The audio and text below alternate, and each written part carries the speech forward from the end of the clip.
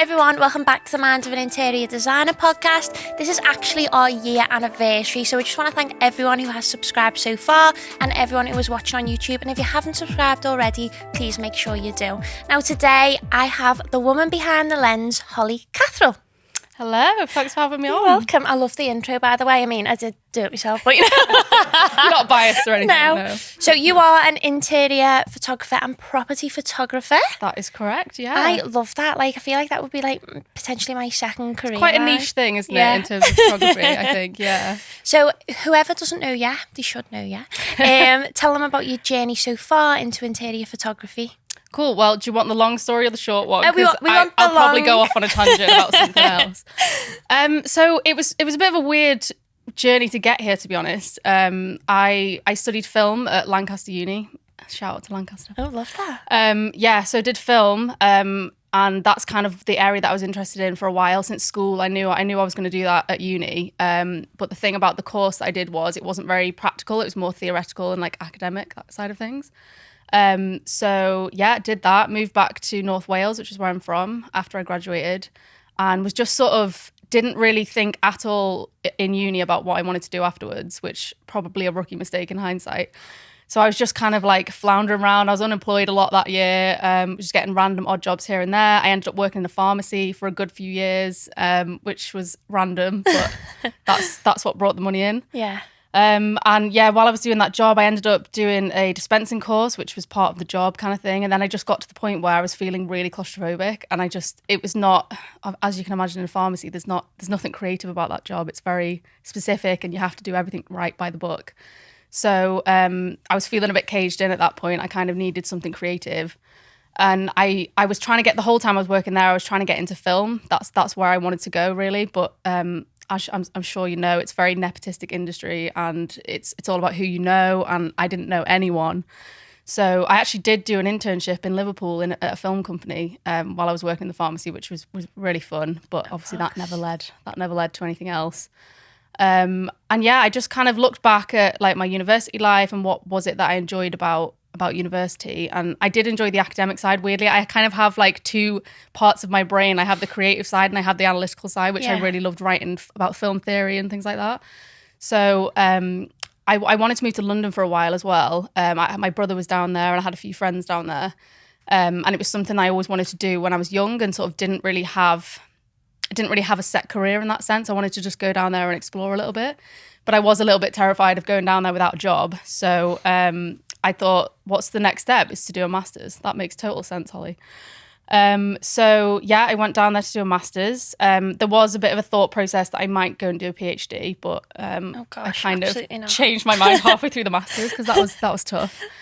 So I did that part-time down there. And then again, I was writing my final dissertation over summer of 2020, so during lockdown, which was a little bit weird.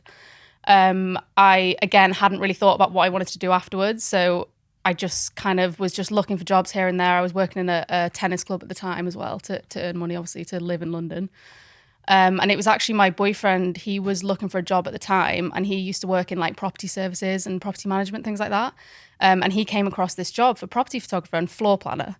And he was like, oh, maybe you should apply for this, because photography has always been something I've been interested in, but it's always been a sort of sideline thing. It's always been a hobby. Yeah. Like I got my first sort of proper camera, quote unquote, when I was 21, and I sort of always did it as a hobby. And I was really into like macro stuff, like really detailed close up shots. And it was always of like nature. I mean, I lived in Wales. There's not much else to take photos of. So I did a lot of stuff like that, but never ever thought that I could like make money doing it, because I didn't really have any like professional training or anything like that. In hindsight, I probably should have done a photography degree. That would have made more sense. But of course I went the hard route. So anyway, I applied for this job thinking I'm never going to get it because I had no paid photography experience whatsoever. I had no idea how to take interior photos. I remember when I was invited for the interview, the hiring manager asked me to take some photos of where I lived or someone else's house or whatever, just to see the eye, whether I had the right like capabilities to do the job, basically. So yeah, the photos I took of my tiny one-bed flat in London were probably atrocious. I need to dig them out to try and find them, but I didn't have any of the proper kit. I didn't have a wide-angle lens. I didn't have a tripod. I didn't have any of the sort of knowledge about how you take interior photos or anything. What camera did you have, just out of curiosity? I think I still got it actually. I had a Nikon D7000, so it's like a cropped sensor one. Yeah. So obviously not good for like not that it's not professional grade, but I didn't really know how to use it either, and that's the main thing. When you're starting out in photography, it's not necessarily key to have the most expensive kit. It's about how you use it. Anyone can have a £5,000 camera, but if you don't know how to use it, then you're going to get mediocre photos. It's always the way. So anyone starting out, don't go for the most expensive one. Learn how to use it before. I think it's better to spend money on training rather than the kit to begin with. So yeah, that's God knows what those photos look like now. They probably, in comparison to what I take now, is probably very different. But yeah, I actually got the job, which was miraculous. They gave me a shot. I think with that company specifically, they were looking for people that were sort of new to property photography, because I think everyone has a different style. Obviously, every company has a different way of doing things. So they wanted to train people in their style, I think. So it was kind of a bonus that I didn't have any experience in that sense. Yeah. And yeah, that's kind of how I got here. I did that. I mean, that was a bit of a rocky story about how that job started, because one of the requirements of the job was to drive a moped around London. Stop it. Yeah. A moped? Like, oh no. Like well, not a motorbike, but a moped. It's unsafe as it is. I would not want to be on a moped. Yeah. So yeah, that was in the job advert, and I was like, oh, that sounds kind of fun. I've never done that before. Like, literally never ridden one in my life. Like, you know, people go to like Vietnam and they ride a moped. Yeah. I've been on the back of one, but never driven one myself. I actually did go to Vietnam, and my friend had one, and he made me drive it, and I was like, no, can't do it. Like, literally nearly dropped it. It was so heavy. So yeah, the story of how I started that job was a little bit rocky. How they didn't sack me before I even started, I don't know. If you want to hear that now, I can dive right into that. Dive right into the mopeds and everything. Oh my God, it was definitely an experience. So basically, they couldn't hire me straight away. I had to wait about a month, I think, because it was quite a busy period for the photographers. They obviously it was quite a small company as well. They needed someone to be able to train me at the time. So I think it was about November 2020 when I finally started. So I had to, before I even started there, I had to do a CBT for the moped. So like a basic training thing. It's mad what they make you do, and then they let you go out on the road after doing that. It was just bonkers, because you basically can't fail a CBT. So they might say like advise you to come back and do it again, but you can't really fail. You just pay like 180 quid or whatever it is. So I went and did that, and it was like a whole day thing, and I was a nervous wreck. Like, mopeds are heavy. Like, people don't tell you that, but I was like, how the hell am I supposed to drive this thing? Like, what the hell? So I was like, I remember being in a motorbike shop with my boyfriend trying to buy a helmet and like a bike jacket and stuff, and I was like, to the woman, I was like, I have this much money. I was like, I don't know what to buy, and she was like, okay, this and this. I was like, okay, perfect. So yeah, part of the CBT was going out on the road for 2 hours. It's supposed to be a minimum of 2 hours, but it definitely wasn't 2 hours. It was definitely less. 40 minutes. Yeah, literally. And it was at rush hour. This isn't even the part of the story, but anyway, it was in rush hour in like pitch black in London, like a busy part of London. And I was like, this is horrendous. Like, never, how am I going to do this as a job?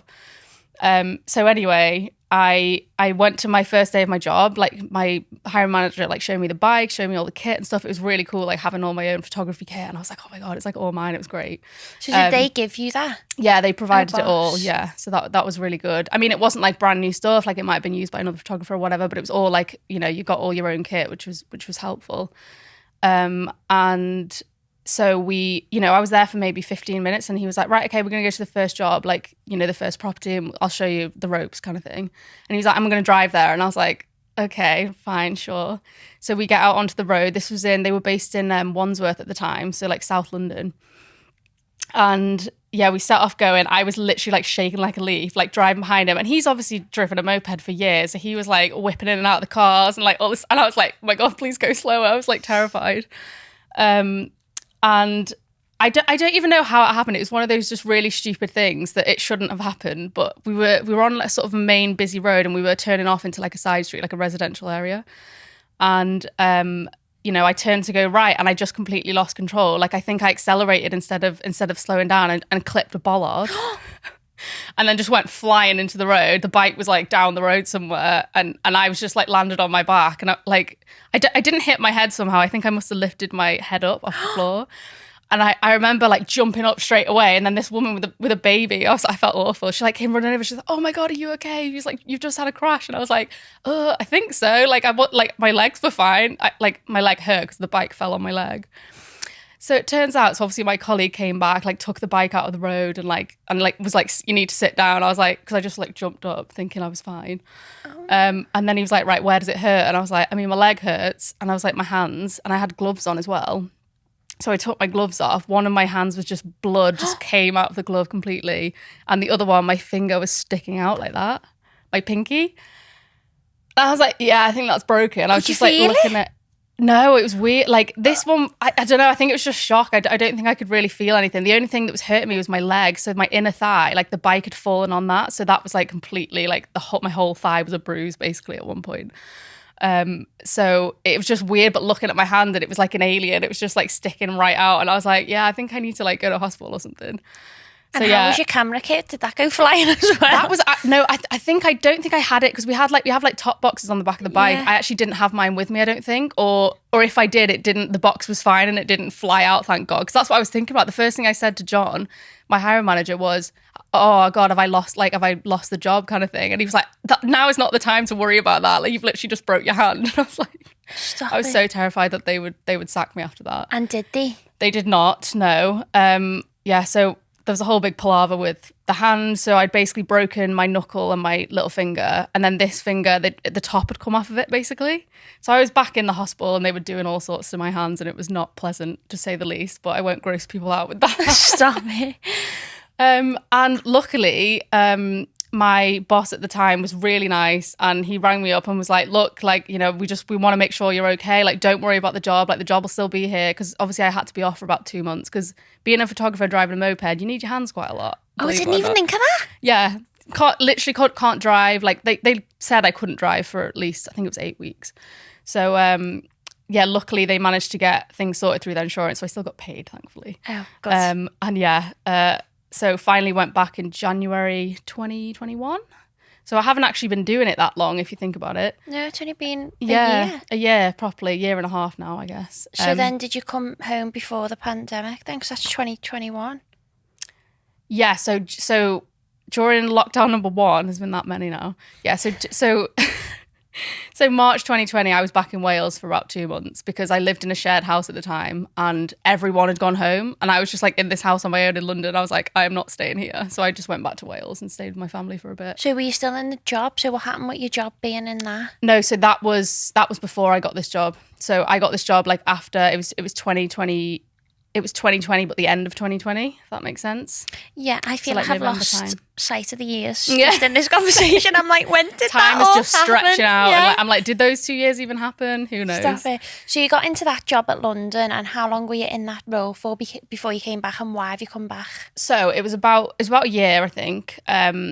Obviously, we were in lockdown Jan 2021, but basically people were still working, weren't they? So we were allowed to go into people's houses, but we couldn't touch anything. They were the rule. It was a nightmare. Like all the agents were complaining about the photos, and I was like, if we can't move anything, like you've got to tell your clients to move stuff because we're not allowed technically.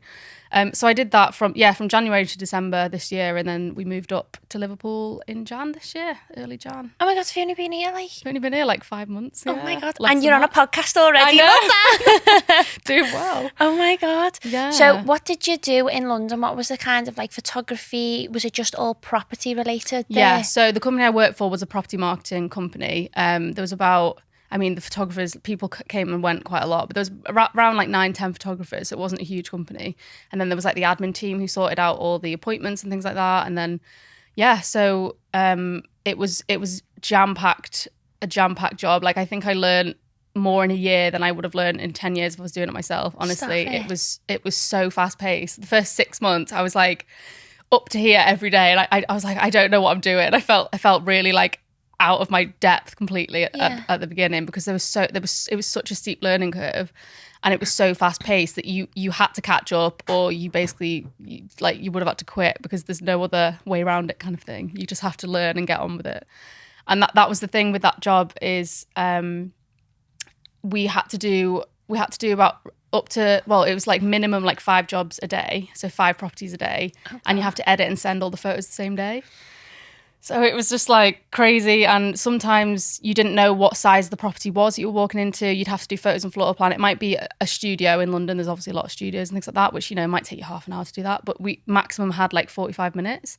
So you might walk into a 5-bed townhouse and you've supposedly got 45 minutes to do a photos and floor plan. So a floor plan as well. Yeah. And then edit them 5. And then edit, yeah, and then so it's like sometimes you'd have an appointment 9, 10, 11, 12, and it'd be like all different places in London. They tried to like group the jobs together, obviously based on where you were, but it you know, we constantly have to keep in touch with admin to be like, right, I'm going to be 15 minutes late to the next one, I'm going to be half an hour late to the next one, because you just don't know what you're walking into. And it could be like a really nice pristine house where you don't have to move anything, but if you're having to clean people's houses essentially, then it's going to take a bit longer. But we really had to work on being efficient and how to deal with people that were a bit, we used to call them faffy vendors, like people that were sort of faffing, and you'd have to be like, okay, no, I think we should do it this way. You have to be quite like decisive with people, because obviously people have an expectation that you're going to be there longer in that job anyway. So yeah, that was, oh my God, that sounds like a lot. Really good, but really stressful. But as you say, you've learned so much. Yeah, I don't regret it for a second. It definitely gave me an amazing footing, an amazing like base training. Like I wouldn't be here right now if I hadn't done that job. And learning how to be efficient, especially like learning little tricks with the editing, learning how to do things in camera that just made your life easier later on. That was always the mantra, like do something now so you save yourself time later. And it was always, if you could physically move something in the room that you either, you know, some people always say, can you Photoshop it out? I'm like, no, just move it. It will take me so much longer to Photoshop it than it would for you to move it 2 feet out of the shot. So yeah, that was definitely beneficial to learn how to be a bit more efficient, because it means that once my business is up and running, and as a freelancer, it means I can work at a similar pace. I don't think I'd ever do 5 jobs a day again. That was a lot. But but as you say, it's a good foot in the door. Yeah, exactly. Yeah. So then you've come home. Obviously, January, did not realise it was like so just then. Literally was. So how come you've come back, and what are you doing? Just freelance photography work now? Yeah, I mean, we came back really. I'd wanted to move. I'd wanted to live in Liverpool since I worked here, actually. When was that? 2016, I think it was. And I just sort of, at the time, I obviously wanted to work in film. So like Liverpool didn't seem like the sensible option if that's what I wanted to do. And I always thought, like, what work am I going to do in Liverpool? But I've got family here and stuff. So I've always sort of loved Liverpool, and I really wanted to live there. And this opportunity came up basically for my partner to get a promotion in his job, and one of the places that came up was Liverpool, and I was like, apply, like we need to move to Liverpool. You know, I was in London for 3 years, and it was amazing, and it was so fun, but it's a lot, like, you know, it's expensive and busy, and I don't know, it felt like the right time to move back home. Do you always feel like when you were there, it was always, everything was 100 miles an hour? Yeah, especially in my job, like just driving around constantly, like stressing. Like the only time I felt relaxed most of my days was when I was on the bike, because I thought to myself, I'm not killing myself for this job, so I'm just gonna like drive nice and leisurely. Like sometimes I will be a bit manic, like speeding and stuff, but you know, I wasn't gonna risk my life for the job. So again, it's kind of like, I'm just gonna enjoy. Exactly, yeah, I'm not gonna crash again. So yeah, it just felt like the right time, really. And obviously my family were in North Wales, not far away, so it was nice to be close to them. My brother still lives in London, actually, so I do miss my niece a little bit, but yeah, it just felt like the right time, I think. So you've just like took the plunge to be freelance then? Yeah, I mean, it wasn't an easy decision. I mean, if I was going to do it in any city, it would be Liverpool, because just because obviously it's a bit cheaper than London. Like my partner was earning more than he was earning in London, and obviously the cost of living is less. Yeah. So it just meant it like his job basically gave me a little bit of freedom. So I know it's tough for people to do it if they haven't got anyone to support them in that sense, because it's a slog, and you're going to have to spend money on kit, because I had no kit, like professional kit, before I moved up. I had to buy everything. I bought a lot of stuff secondhand, so like it is possible to do it without a lot of money. And the job I did in London, we didn't earn a huge amount of money, definitely not for the cost of living in London, so I didn't really save anything during doing that job. But yeah, just sort of thought, right, if I'm going to do it, now is the time, because I felt like everything was kind of fresh in my mind about that job, and I thought it'd be easier than it is to get clients, but that's another story. That's the stress of the job, isn't yeah, it? exactly. That, like working for myself, absolutely love it, because it means that I can control how many jobs I do. Like if I'm, you know, feeling a bit stressed, maybe I'll only do 2 that day rather than having to do 5 every single day. But yeah, obviously the counterpoint to that is getting the clients yourself, and, you know, booking all the appointments and things like that. Yeah. So No, it is stressful but you know what? You've took the plunge and to think like you've came from doing a film degree and then now 2 degrees in film and now I'm doing photography. Stop it. Makes no sense. Well, no, but you've got to think, I always believe in like trusting the process. Like I did a business degree and I mean, don't get me wrong, I'm obviously like work for myself now, but like I think why does it do that? Like if you could have, like if you knew now what you knew then, you'd be like, I'm not going to do that because it's wasting the time. And I don't regret doing those degrees at all. Like I was, you know, you never know in the future, a PhD might be on the cards. I'm probably not now. I've been out for so long, but I really enjoyed doing my degree and, you know, I don't regret doing it. It's just the way, it's just things happen, don't they? Like this is why I feel like I'm a bit of a bad example of a person that has a business because I don't really have a plan. I'm just kind of like going with the flow and like whichever client, like I will sort of change what I do as I go and see what works for me. I think this whole rigid idea of having to know what you want to do when you're 18, for example, that's why a lot of people these days have degrees and things they don't use because, you know, that's the thing we're sort of not forced into, but it's the thing that everyone does. And it's like, I think definitely if you're thinking about doing a degree, do it in something you enjoy because that's the only way you'll get to the end of it. Yeah. It doesn't necessarily have to lead to anything else. But obviously if you're thinking about long term, I was kind of bad at thinking about long term goals. So yeah, that was the bit of a weird story how I got there. Yeah, but everyone has the story, don't they? I don't think anyone who's like doing their own thing has like a smooth sailing journey. No, I don't think so. And I think that's the thing. I don't think there shouldn't be a stigma about changing your mind about what you want to do in life because like trying different things. If I'd not have tried with that job, like property photographer and floor planner, like I didn't even know what a floor plan was. Like I didn't know how to do one of them.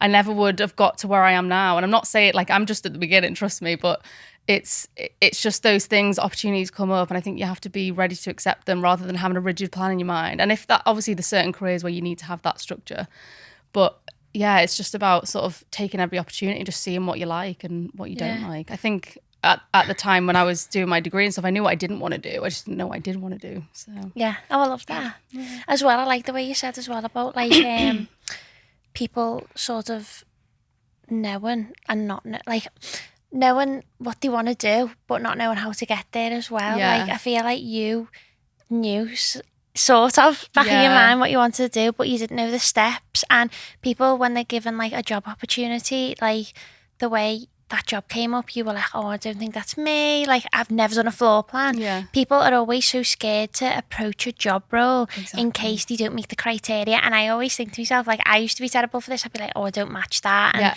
anything. But I think you should just go for it. Exactly. Like you never know because you don't like. That's the thing about job adverts is they'll have a list of things. Like they always say, don't send generic applications, but then every job advert is generic. Yeah, like, 100%. That it seems counterintuitive that way, but yeah, it's like say you're reading a list of things like, oh, you don't know how to do this software or whatever, and it's like you can learn it though. It's not. Yeah. I think, like you were saying, you've got to be a bit ballsy and you just got to go for it. And then what's the worst they're going to do is not reply or say no. So I think just go for it. If there's one thing on the list that you don't have or you can't do, just learn it. Or, you know. Or blag it. Yeah. Fake it till you make it, honestly. I feel like that's what I'm doing right now. So no, everyone's doing that. That's the thing. The older you get, the more you realise that nobody has their shit together. Yeah. No one knows what they're doing. Everyone's just sort of winging it, seeing what works, seeing what doesn't, and just doing what you enjoy. I think that's the main thing. Exactly. Really. Yeah. So what does a day in the life for Holly look like then? Oh, God. Well, if I have jobs. Yeah. Well, I try not do as many as 5 in a day. Obviously, sometimes it doesn't work out that way. But as I'm just starting out, it's quite slow at the minute, which is good in that sense. It gives me a bit of more of a footing about what's going on in the area and which agents are available. So mostly I'm working in property photography at the minute, but I would like to branch out in the future. I'm sure we'll get onto that later. Yes. But yeah, basically, like I book the appointments directly with the agents or directly with the vendors, depending on who's got the keys and things like that. I'm always up and ready to work by 9, regardless of whether I've got jobs or not, because I think with me, like structure is quite important. If I don't do that, if I don't get dressed straight away, then I'm like in bed at 11 o'clock and then not doing anything. Yeah. So obviously if I have jobs in the morning, I'll go and do those. Usually I do take a bit longer to do jobs since I've been working for myself, just because I have the time. And if it takes a bit longer to make sure the shot is right, then I'd rather do that and get a good reputation for myself with agents, rather than like rushing through it and thinking, oh, I've got to get to the next one and all that. Quality. Yeah, over exactly. quantity. And obviously I'm driving a car now, not a moped. So it's, even that takes a little bit longer, finding parking and all that. But Liverpool's great. You can just park anywhere. I love it. I know, I was just saying before, I just throw my car anyway. Just dump literally, it. yeah, it's fine. That's the problem about London. Like, the good thing about a bike is you can pretty much park anywhere for free, but cars, like, you can't park anywhere, you get a ticket. So so I will shoot the house. I usually do the floor plan first. I don't know why, it's just like a routine I have now. Depending on the time of the day, sometimes if agents book, like I did one last week, I think, and she wanted it at 5:30, and I was like, the sun sets at like 6, so that might be a bit tricky, but I'll usually do the floor plan first, then get the photos done, and then depending on how much time I have between jobs, I usually pop home because usually the jobs are quite close to where I live, things like that. So I'll pop home and sort of import the photos and start editing them, because I basically, the way that property photography works is, sorry, I'm jumping the gun a bit probably, but no problem. You have to blend different exposures together, so that does take a bit of time. So I'd rather sort of import them, get them, like they call them stacks, like the photos stacked, and then blend them all, because that does take some time, which I obviously can't use the computer kind of at the time because it makes it really slow. So if I've got time, I'll usually pop home, do that, and then go to the next job. And then it's mostly just the editing in the afternoon. I try and save because I do the same thing. I send the photos the same day, which obviously it's good. I've learned that from the company I used to work for. It's good to get everything wrapped up at the end of the day. And obviously now I've got less jobs in a day. It's really easy to do. Sometimes I'm sending the jobs at 3 p.m. rather than like close of business kind of thing. And then floor plans, I have to send them off to get like drawn up and stuff. So it's usually like next day sort of thing. So you've got like a routine for yourself now, haven't you? Yeah, I think so. And obviously every day's different. If I don't have jobs booked in, then it's a lot of admin stuff. You don't realise how much boring admin is involved in being freelance. Keeping track of expenses and keeping track of earnings and all that stuff, which is boring but necessary. And obviously when you're new to a business, you have to do all of that yourself. And it's like socials and things like that. I probably should do a bit more on socials, but... You should. I think people would love you if you did like day in the life of an interior photographer. I'd be all over I'm just so bad. For being a creative person in the job I do, I'm so bad with socials. I can't think of any reels at all. Like, what? And for being a photographer, I'm surprised not just splashed everywhere. Exactly. I do need to probably ramp that up a bit. So on the days that I'm a bit quiet, well, that's the thing. It's usually taken up with calling people, cold calling, which is like my least favourite thing to do. But yeah, sometimes I'll pop in to go and see agents that aren't on the books just to chat to them and see if they're interested. And obviously I usually phone them first, because some agents already have a photographer, or that they use it, they do it in-house, that kind of thing. So I don't really want to waste my time with people that aren't willing to buy, kind of thing. That's usually it. Sounds like a good day. Yeah. So when you do obviously interior property photography or things like that, and you've got a client, so when you go through the agent, do you have to ask them questions, or do you ask the homeowner? How does it work in terms of that, like on how they want the picture, if that makes sense? Yeah. I mean, it's quite simple really. A lot of the time agents, it sounds bad, I don't mean it to sound bad, they don't really know what they want until they see it, if you know what I mean. So that it's more like they know what they don't want. If I send them photos, they're like, oh, maybe like you do this thing next time, or with lights on and things like that. So usually the agents aren't like they don't send me a list of requirements about what they want in the photos. I obviously just do it. They've obviously seen my work at that point. They've seen my portfolio and they know the kind of things I normally do. So usually, if I'm talking directly with an agent, they will book it with the vendor, like via me, if that makes sense. It's all done through the agent rather than me calling the vendor. But sometimes, like I do some work for an agency. We're obviously like freelance, but we work through them, and we have to call the vendor directly just to book the appointment. And there's usually not a big list of things. Like eventually I will get to the point where I will... probably send a list of things for the agent to pass on to the vendor, things to set up for the house, because it means that it just saves me a lot of time when I get there. And some people are really great, and some people clean up the houses and they do everything the agent says, but some people just do not do that. So, and then I'm there ages moving all the stuff around. Do you have to actually clean up after people? Oh yeah, like that's not my job. Like I'm a photographer, I'm not a cleaner. So I've been in some atrocious houses. Really? Yeah. Here or in London? Oh, both, yeah. I'm surprised in London because people are so Oh, yeah, no. Like, I mean, because we did a lot. I do mostly work for sales properties in Liverpool. Haven't really got a lot of lettings so far.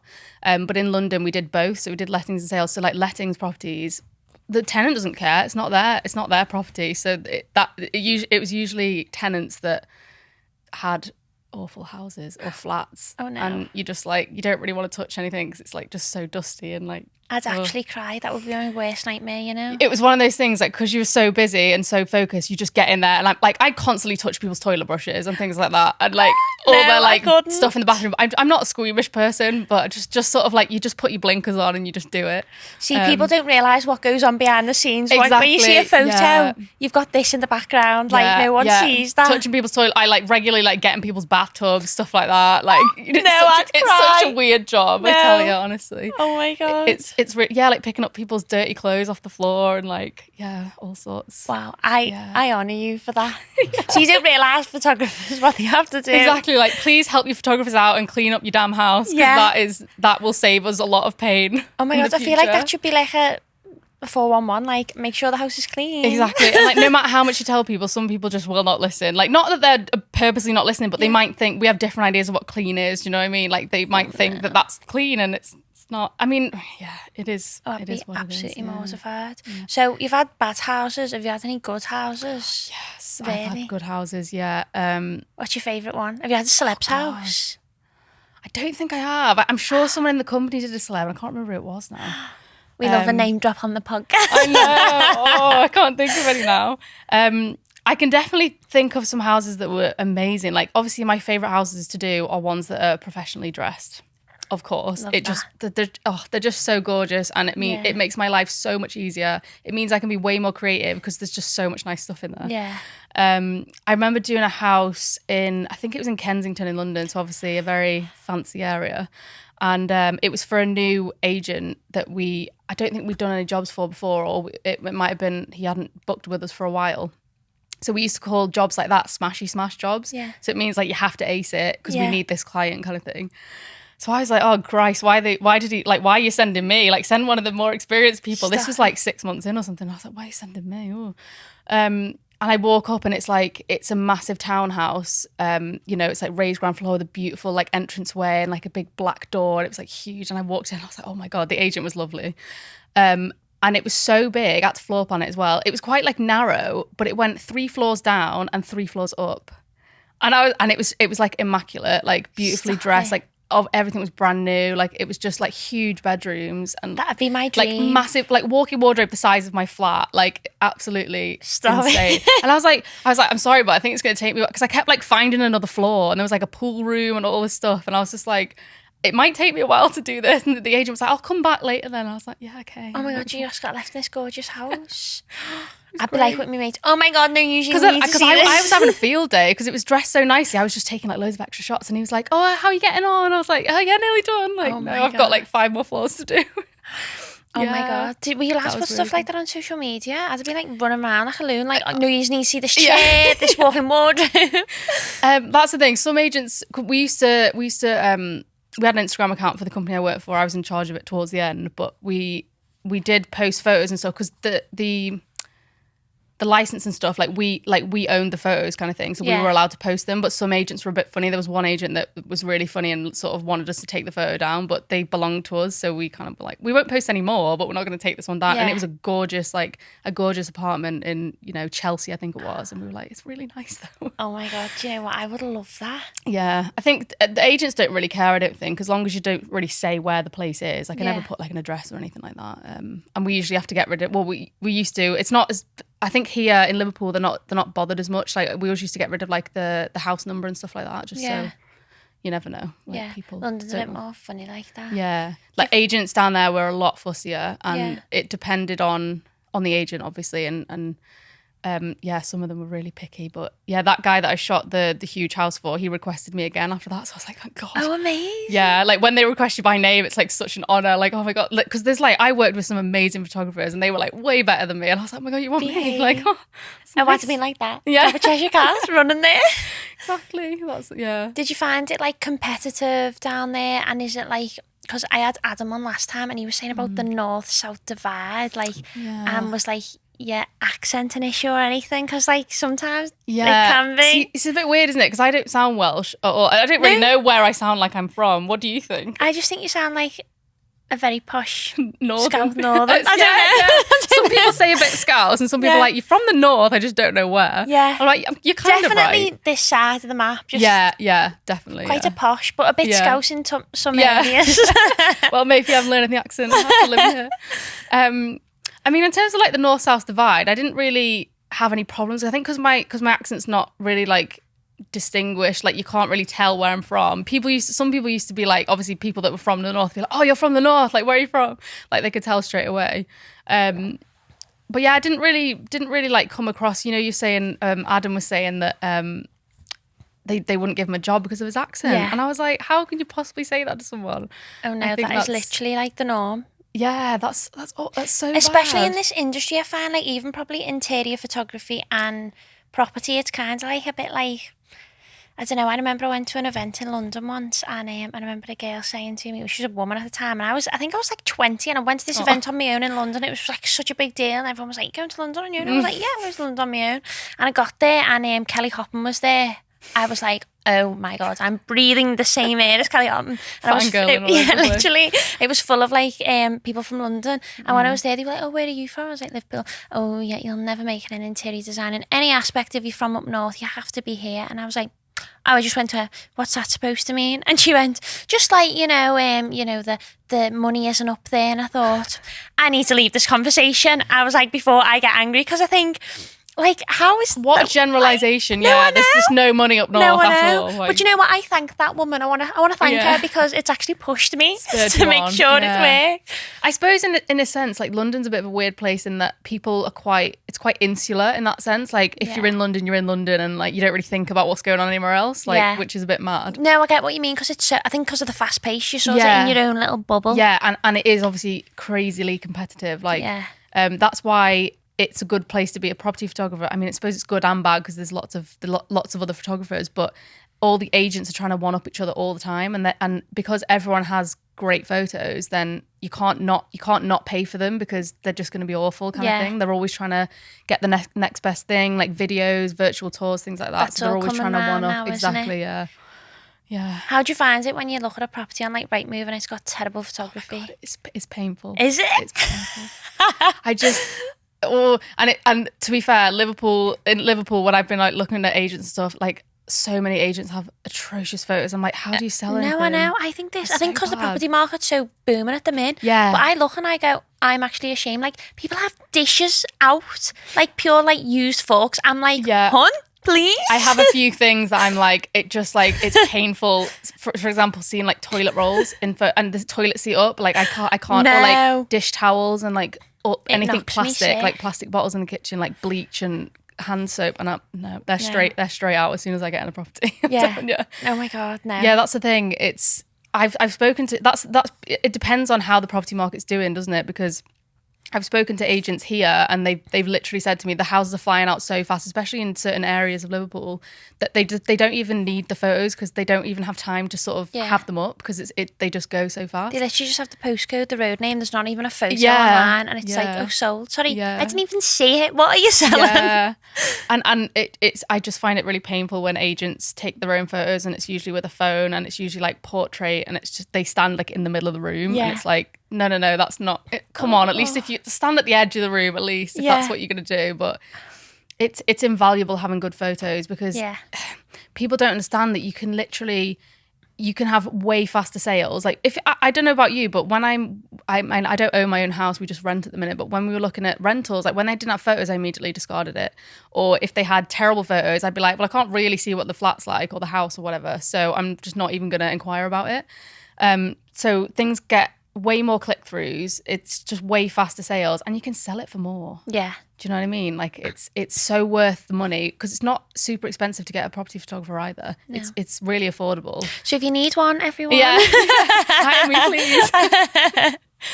Yeah, exactly. Well, no, I totally agree with that. I think it makes it And it's not that people. I think people. I go into some people's houses and they're like, "Oh, you've not got a really like wide angle like fisheye lens, have you?" And I'm like, "No.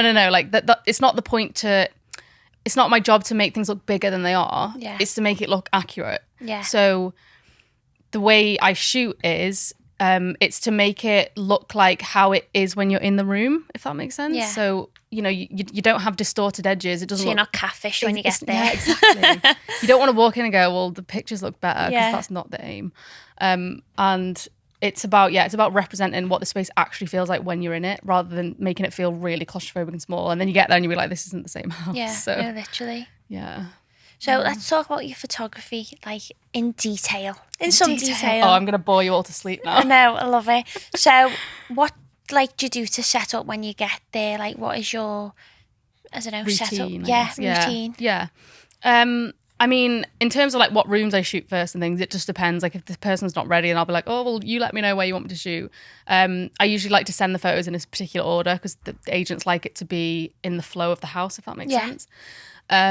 So first thing I'll do really is just sort of have a look round, see what the light's like, and see what the rooms are like, whether they are a bit cluttered and they need some things moving. Opening the blinds is always number one. People never open the blinds. Like they'll be like open, but not open fully, if that makes sense. So I'm always in there like, am I right to open the blinds? Like as I'm doing it, because the amount of times I've pulled on people's blinds and they've just fallen off, and I'm like, stop it. Happens more often than you think. Like it used to happen to all the photographers I used to work with at least once a week. Like someone's things like, and you'd end up having to go back there and fixing it. Oh no. So I'm always like, are the blinds okay? Do they open? So that's usually the first one, because you want. It's not even necessarily to get the light in when you have the blinds open, but it just makes it look bigger. Yeah. Because the whole point is you're supposed to be able to see outside and inside. It's not like, it's a bit different when you're shooting for an interior designer, for example. You don't really care about what's outside, because it's you're shooting the product and the way it's styled. But when it's for a property, you want to know that there's not a horrendously ugly building straight outside the window, or a wire fence or something. I don't know, whatever doesn't look pretty. So that's definitely the first thing. Usually things like if it's a living room, like I'll make sure that there's no throws on the sofa, because I don't know what it is, but that sort of draws the eye immediately. And usually when people have throws on the sofa, it's because there's a stain underneath the throw. So that's people's association is, oh, there's probably something under there that they don't want to see. So it's easy to Photoshop it out. I feel a bit offended. I love a good throw on a sofa. It depends what kind of throw it is. If it's like a nice dress throw and it's like thrown on there and it's like a lovely house, then it's different. But when it's like tucked in and like, someone's obviously put it on there for their dog or whatever, then I'm like, it's going off immediately. I don't care if the stain's under there, I'll Photoshop it out. Like, we need the throw gone. Yeah, usually that it depends how much time I have, but I'll usually puff up the cushions and like make it look a bit more presentable. Usually they've done that anyway. It depends on the vendor. And just that's when probably at that point when I've done a few sort of checks, I guess, like mental checklist, is I'll set up where I want my camera to be. So it depends where the door swings, if that makes sense. Like I might have to close the door, I might leave the door open and be sort of half out the room. That's usually the way to do it, just to get the absolute maximum like width of the room kind of thing. And everyone has, like, property photographers have different styles. I personally have learned that there isn't a name for it, but like the rule of the third wall. Like I usually only have 2 walls showing in the photos, because it's not to trick anyone or anything like that, but when you can't see the corner of the room, then it sort of, your mind kind of fills in what's behind that. So it might be that the room actually carries on going. But if you can see the third wall, it kind of boxes it in and makes it feel a little bit smaller. So it's all about sort of not tricking the mind, because you know that that's probably the end of the room, but it just gives that impression that it carries on going. So it seems a bit more open in that sense. Well, I'm picking up all tips from my social media. Yeah, that's my game after this podcast. Yeah, you'll be smashing it. And just little things like making sure that your verticals are straight and your horizontals are straight. You can do a little bit of that in post-production, but it's important to get it right in camera, because it just saves you a lot of hassle later on. So do you have a tripod, or do you do freehand? Tripod, yeah. Tripod is like godsend, yeah. For externals and stuff, I do a handheld, and like gardens and things like that, just because it's just easier to get further back in people's gardens and stuff. But yeah, always a tripod, because you want to be taking multiple exposures, so you need the camera to stay in exactly the same place. It's really awkward sometimes when there's for example, you've got one leg on a hard floor and one leg on a carpet that's really like springy, and you kind of like don't move, and then you're like taking the photos really quickly. Stop it. Try not to move the camera at all, because otherwise it, I mean, it fixes it a little bit in Lightroom and stuff, but I should probably do that, because I feel like with my phone I'm like proper like taking pictures everywhere again. That's the thing as well, like the height of the tripod is important. I mean, I find it is. Some photographers have a different style, but I have this is what I learned in my previous job, is that photos of like bedrooms, living rooms, things like that, it'll usually be sort of like waist height, the camera. Whereas in bathrooms, we usually go a bit lower, just so you can see like the exit hole in the sink, just so you can see a little bit above that, because all the appliances are sort of low, it makes sense for the camera to be a bit lower, and it obviously makes it look a bit bigger. And then in the kitchen, again, other photographers might disagree with me on this, but I find that if the camera's too low, the top of the worktops, if the edge of the worktops is like in the middle of the photo and you can't see over it, it just makes it look, it just distorts it in my view. Like it splits the image in half. Yeah. And I find it really disorientating, because when you go into a kitchen, you see over the countertops, right? Yeah. So it makes sense for it to be higher. Not leaning down or anything, just high, so you can just see above the worktops. And that kind of makes it feel a bit more realistic in that sense, I guess. These are great tips. Yeah. Maybe that's personal preference, I don't know, but it works for me, and I think the photos look a lot better for it. So with like obviously iPhones, everything else, unfortunately Apple aren't sponsoring this podcast. So not yet. Not yet, yeah. No, so with phones being like a big thing now, and people obviously going on Instagram and showcasing their own homes, what can a camera do that an iPhone, phone, whatever will never do? What gives that difference for a camera, do you think? I think the thing is with smartphones, they obviously have like amazing cameras these days, and I mean, I don't have a very good one, but a lot of people have amazing ones. So it is good for detail shots. I think definitely there's a lot more quality in the photos these days. But it's getting that wide angle, I think. Oh, definitely. On my iPhone, I've got like it's like zoomed in. But it goes like fuzzy on the outskirts. And at first I'm like, oh, great little outburst one. And then I'm like, oh my God, that's horrendous. That's exactly it. They are inherently a little bit zoomed in. So, and also just not as good quality, right? Like if you have a decent camera and someone that knows how to use it, you're going to get, the quality is going to be next level compared to a phone. Yeah. So I think in terms of, this is what I mean, like agents taking photos on their phone, it's just, it just doesn't represent the space in the best possible light. You don't have the same controls that you have on a camera. So like, for example, if you try and take a photo of a room with your phone, like say even if you're like really far back and you've got a really nice angle and stuff, if you click on the window, the interior is going to go dark. And if you click on the interior, the window is going to go overexposed. So that's the whole point, is we try and balance the light. You want it as balanced as possible. Like, I mean, that's where it's a little bit, I mean, it's a bit more restrictive in property photography in that sense, is you can't play with shadow and things like that as much. Yeah. As opposed to working for interior designers, you can be a bit more creative, because you want not a flat image, but you want a balanced image. So it's not as high contrast, if that makes sense. Yeah. So definitely quality, and definitely wide angle. You just can't get that with an iPhone. Yeah.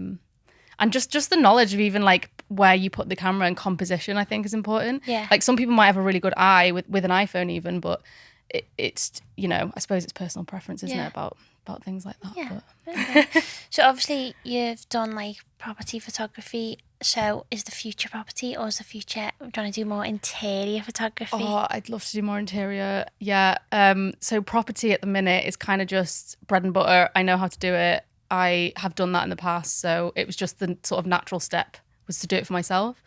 But yeah, I would definitely love to do more work for interior designers. I've done a bit already with Helen. It allows me more creative freedom as well, and I think that I'm definitely craving that a little bit. Yeah. I'd love to work with designers and brands and things like that. I'm really big on like working with small businesses as well.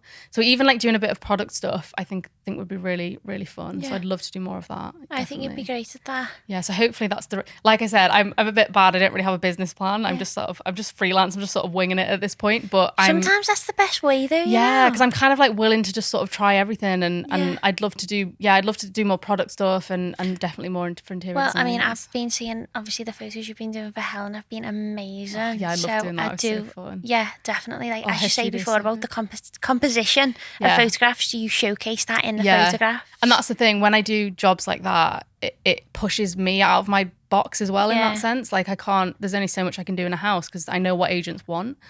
But when it comes to designers, like obviously I'm trying to make their work look the best that it possibly can. So it gives me a bit more, it pushes me a bit further basically, which is definitely, I think everyone needs to do that, is push yourself a bit more. Definitely.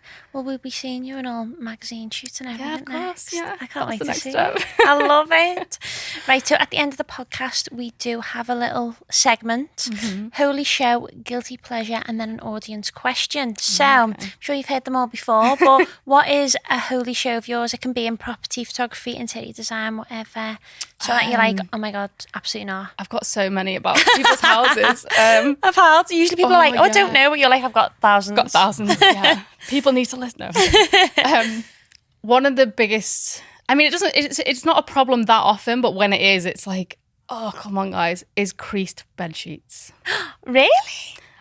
There's not much I can do in Photoshop with a creased bed sheet. If it's like one crease here or there, I can get rid of it. But if it's like crumpled up, like you've just shoved it on the bed, that draws the eye immediately to a photo, and it just detracts from the image, in my opinion. Yeah. Some people probably look at it and don't think it's that bad, but I'm like, Do you have to get the steamer out? That's the thing. That I don't have any of that. That's not in my repertoire. Like you should have ironed your sheets, mate. It's that's one of the big ones, because people often worry about things like, oh, there's a smudge on the window, or there's like bits on the carpet, or there's a mark on the floor. That's absolutely fine. I can Photoshop that out if it's not like damage to the property. Yeah. But things like creased bed sheets, I can't. It's going to take me hours, and I don't have that time to spend ironing out your bed sheets in Photoshop. So people of the world, iron your bed sheets before you get your property photos done. Yeah, you heard it here, everyone. Yeah, that's probably Oh my one of the God. big ones. Yeah. And what's your guilty pleasure? Something that you shouldn't like but you love. And don't say creased bed sheet. Yeah, it's totally a design feature. Oh, that's a tough one. Probably something that I don't do very often, because it's a bit of an awkward one, is dusk shoots. So like shooting when the sun's gone down. Oh wow. It's one of those things, obviously, as it gets later in the summer, that time turns from 8 p.m. to 9 p.m. to 10 p.m. So like it means I'd be working ridiculously late. But it's something that I love doing, because it's quite, you have to time it right to get the perfect photo. But honestly, it takes your photos to a whole new level, like external shots. I've got an agent actually I work with in North Wales, and she loves a dusk shoot. And honestly, like, because not a lot of agents do it, it just takes the exterior shots to a new level. Like it makes the house look so inviting, because it's all like, you can see like the warm lights in the windows, and you can put like I usually put a fake sky in the background kind of thing, as like a sunset sky. So is it like yellowy, like pinky? Yeah. And it just takes it to the next level kind of thing. But obviously I shouldn't like it, because it means I have to work really late, and often I'm like hanging around for like an hour waiting for the sun to go down and to the right point that it works kind of thing. Definitely dusk shoots. I think more agents should pick up on that, because although it's more expensive because it's after hours in that sense, no one else is doing it really. Definitely not in Liverpool. I've not seen many agents doing it. It's more of like they tend to do it for like higher value properties. So it just, if you did it for more expensive. Yeah, but it's not that much more expensive, than regular external. So yeah, if you did that, you might get more money for the house anyway. But is it dependent on seasons? Because like obviously they're like lighter nights. It's it's going to be later. Yeah. So in London, we worked with an agent that they gave us loads of jobs, and then one of the offices they had, and I think it was in Fulham, we did one dusk shoot for him, I think, and then he was like obsessed after that, and he always wanted me to do them for some reason. I was like, for God's sake, that means. But it was in winter, so that it was getting dark at 4 p.m, so it's absolutely fine. You just do that and you're home by 5 kind of thing. But he was absolutely addicted to them after that. He like every day it was like a dusk shoot. I was working till like 5, 6. I was like, I need to do my photos. I need to edit them. But yeah, it's definitely worth it, I would say. And I love doing it. I just think it's really they're the photos I'm proud of, is when they come back. I'm like, oh, it looks so good. Definitely. Yeah. Well, if we see a photo like that, we'll be like, she loved that. Yeah. Exactly. And then our audience question is quite a good one, actually. Yeah. If you could have done something different during lockdown, what would it have been and why? Oh, that is a toughie. Made reels. Yeah, probably been a bit more organised in my life generally. This is first lockdown, right? Like COVID's just hit. The lockdown. I it's a bit of a weird one because I actually really enjoyed lockdown. Like I was at home in Wales. The weather was beautiful. I was getting paid furlough from my bar job that I was in a tennis club, which I actually did meet Eddie Redmayne once. He just like, this is a tangent, but they used to have like playing in tests. So you had to like try out to be part of this tennis club because it's a members club. Yeah. And I was the only one working on the bar, and I sort of went in the back to get something, came out, and Eddie Redmayne stood at the bar, and I was like, hi. And he's like, can I just get a vodka tonic, please? And I was like, yeah, sure. Just like turn around and be like, oh my God. The best vodka tonic you've ever made. Literally, yeah. He's exactly as he appears in films. He's just dead nice and like, oh, it's like, oh my God. It's like, you don't have to pay, it's fine. Take whatever you want. Yeah. So yeah, I was getting furlough from there miraculously from a 0 hours contract bar job. And I was writing essays and things, but it wasn't like a point in my degree that it was really full on. It wasn't like my dissertation or anything. So yeah, I was like working out outside and all sorts. Anyway, this is about what I would have done differently. Probably would have thought a little bit more about what I would do after my master's. That seems to be my downfall. I don't think about things until it's there and I'm like, okay, I need to think about what I want to do and where I want to work and, you know, all that stuff. So I think I probably would have spent a bit more of my free time planning for the future, I guess. Yeah. Rather than, well, I suppose everyone was kind of living in the now and just trying to get through it. But sometimes that's a good attribute to have because I stress so much about the future. So it's nice to be calm. I mean, I stress in like an abstract sense, like, oh my God, I don't know what I'm going to do. Where's my next paycheck coming from? But when it comes to like actually doing something about it, I'm like, it'll be fine. Yeah. Oh, that's me. Yeah. It's pretty being self-employed, I suppose. Yeah. Exactly, yeah. Oh, well, I love that. And thank you so much for coming on. It's been an honour. I can't believe how quick it's gone. No, I know. It's literally, I said to know, talking for hours. Just like having a coffee, chatting. But you give so much advice on photography, and I'll leave all your socials. So if anyone needs a property or interior photographer, please contact me. Holly. Just give me a call. I'm always on my phone. She's the girl. Right, thanks so much for coming on. Thanks so much.